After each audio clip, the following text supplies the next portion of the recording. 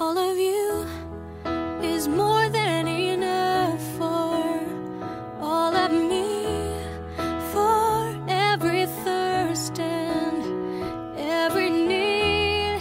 You satisfy me with your love, and all I have in you is more than enough. Hi, this is Rob Springer, your Connections Pastor at SCC.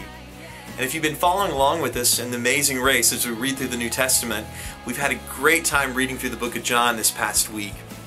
And now we're about to move into the book of Acts, and that's what Jason Chenowith, our youth pastor, was preaching on today.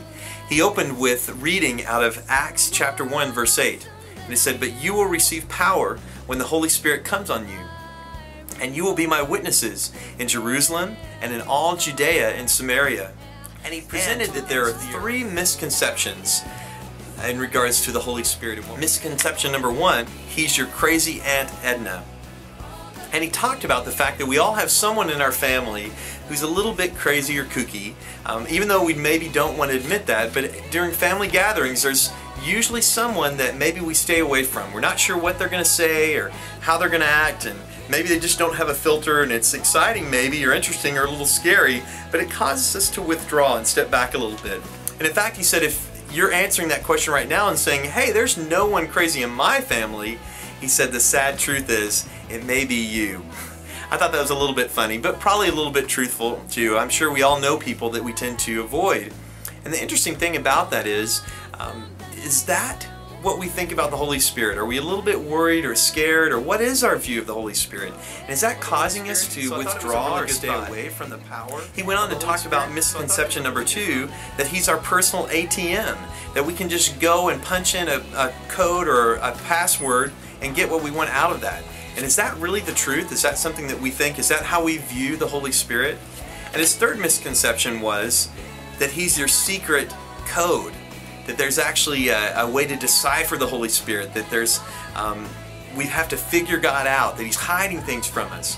Well, all of those misconceptions, he said, in all of those things, what we're missing, the main thing we have to know and to begin with is that the Holy Spirit is not a part, or separate part.